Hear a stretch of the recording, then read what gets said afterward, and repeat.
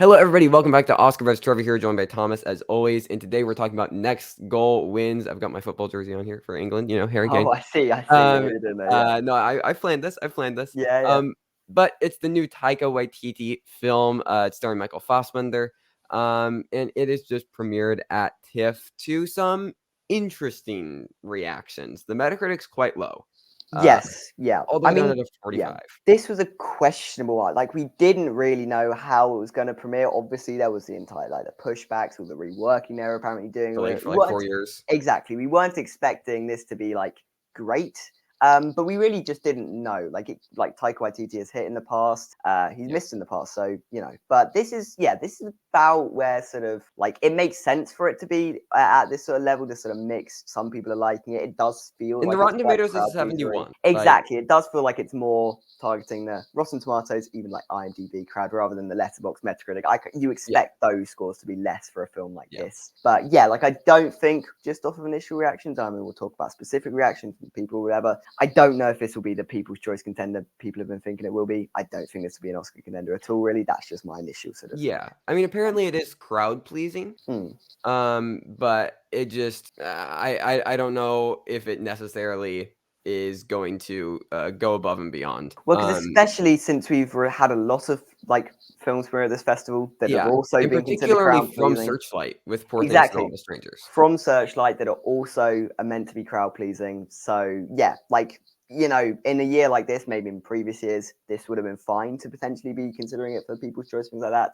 Yeah. But with a year that has just been as stacked as this, with everything seemingly premiering to better, above average reviews, better than we've been expecting. Yeah.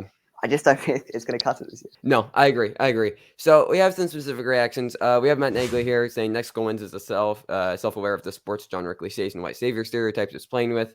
Taika tries to make light of them with a vibrant exaggeration of a true story, designed not to be great, but to have fun and make the audience feel good, imperfect but endearing. And it is interesting. I've heard some people highlight that he does actually handle some of the stuff with a bit more, a bit deftly, both like the white savior stuff and the trans character in it. Handled a bit better than maybe was initially led on by some of the test screenings. But again, it's the crowd pleasing, but not great. I mean, I think between this and Dumb Money, again, we're just sort of reinforcing the idea that potentially, press screenings, exclusive screenings, whatever, maybe shouldn't be trusted to the same extent. Like we saw the earlier screens of Dumb Money. Apparently, it's better than those were making it out to be. Apparently, this one as well is maybe a little better than we saw from the early reaction. Right, and we saw the same thing with Maestro, but this does feel very similar to Dumb Money. It's just, fun and crowd pleasing, but nothing special and probably not an awards thing. If anything, maybe it's Globes. We have this other reaction here from the film Drunk Jonathan. It says, after years of delay, COVID, Army Hammer, Next Goal Wins is finally here and it's solid. First half was rough before it really picks up. Humor is hit or miss, but it's filled with good performances and including a heartfelt monologue by Michael Fassbender. Perfectly average. Yeah. And I mean, this is a sort of general consensus, I think, at the beginning, which makes sense given the Metacritic score and even Letterboxd score, which is, decent. But we don't have a score yet, but the rating curve looks fine. Lots of 3s, 3.5, 4, kind of in that range. So it looks fine. I think that this will generally be mixed positive, and people seem to generally be having a good time with it. We have Bobby saying Next Goal Wins is not the comedy of the century, but damn if it's not a fun time. The film is full of heart and laughs that make up its average but solid story. Not every comedy needs to reinvent the wheel. It's just got to have fun rolling in it, and this film does. And yeah, I think that we're arriving to a pretty general consensus that it's fine. I think we might see the Metacritic even be a bit low because Taika's lost a lot of goodwill.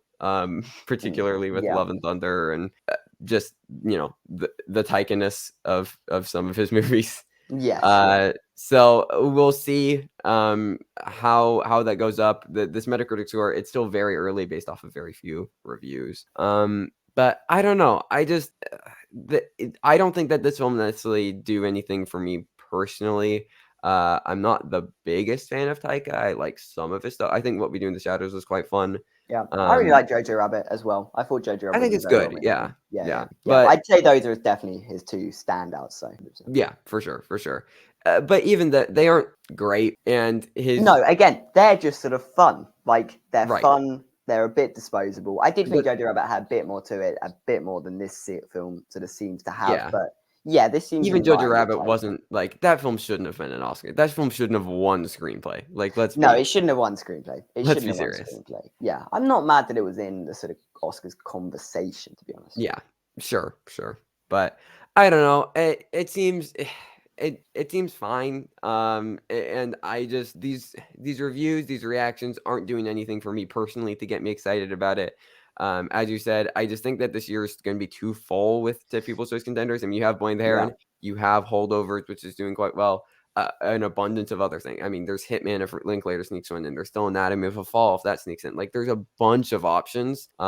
Even Rustin seems to be getting a bit more positive and crowd pleasing reception than this. So I mean, the only argument is sort of like maybe somewhat convincing going in was like, oh, maybe this turns into like a Ted Lasso sort of thing. It's a similar vibe. It's sort of and it's getting, I guess, similar reactions. But I think the problem is, like, everything has been getting very good reaction. So it's not space for it. It can't just be the sort of crowd pleasing thing that can just slip in, because we've already got Holdovers. We've already got some other sort of stuff in that conversation that can just fill that spot and are apparently a little better. So, you know, for the older voters, I guess, because this is always going to be one that is more appealing to older voters, I'd say. There's already other stuff to look forward to. You can't just be good this year. This year is way too competitive. Exactly. It's going to be good. Impossible to sort of gain momentum, gain passion for his film, especially when it's getting sort of middling positive reviews. Like, if you're just coming out of it going, yeah, it's fun, bit disposable, that's not how you build passion. Yep. Again, if anything, we're looking at it probably like Fassbender for like Globes comedy, or something. I could see that. They often have to stretch to get 5 nominees in that category. Yeah, so for comedy maybe, sometimes. Yeah. So that would be the only argument I could see being made. But other than that, I don't know if this is necessarily an awards thing. I don't know if this will necessarily be for me. I mean, it seems easily like the third best of the Searchlight films. Poor Things and All of Us Strangers both getting raves. Well, yes. When you compare it to those two, I mean, Searchlight would be stupid to try and do anything with this film when they've got two perfectly good campaigns to run already. One potentially even Best Picture campaign. Yeah, with Poor Things. Yeah. So I don't know. I'll still see it. I think we'll both still see it. Yeah, 100%. It's it'll probably be fine. You'll probably like it more than me. Probably, yeah. I mean, based on these reactions, I don't even know if I'll love it. Like, I'm sure I'll like it. I'm sure I can have a good time with it, but we'll see. Yeah. But anyways, it's meh. But that is the first reactions to Next Goal Wins. Tomorrow we are going to be back with a lot of stuff. All right, there's a lot of stuff at TIFF. Not anything like massive or major, but just a lot of interesting smaller projects. I mean, there's One Life that I got reactions. The Anthony Hopkins film. You got Lee. You got Dix the Musical, Dream Scenario, Woman of the Hour, Dumb Money, American Fiction, The End We Start From. Like, lots of stuff. I mean, we're basically doing a sort of TIFF recap of all the stuff we missed, like, because we didn't feel the need to make a whole video about all of these films, but we didn't make a video on Dix the Musical. Let's be honest. Exactly. But there has been a steady slew of them. TIFF maybe didn't have as stacked a lineup as Venice, or even Telluride had maybe the most stacked lineup out of any of these. Telluride was. So, like TIFF, it's not been treated to maybe the most Oscar contender films. It's maybe not been treated to the best films, but there's still been a lot to premiere, still a lot of fun stuff to talk about. Absolutely. So make sure you stay tuned for that. In addition to, we'll be updating our Oscar predictions after TIFF. Plus, we're going to be having Grammy predictions coming up soon. We're venturing into the world of music. The Emmys are, still in a couple of months, so we're going to have some TV conversations, and we'll get back to doing some reviews, reviewing El Conde this week, and then the TIFF Awards are later this week. A lot to look forward to, so make sure you stick around. But until then, thank you everybody for watching. You can support the SAG and WJ strikes through the links in the description, and you can also follow us on social media if that is something that you're interested in. But until next time, thank you everybody for watching. Stay safe, and goodbye.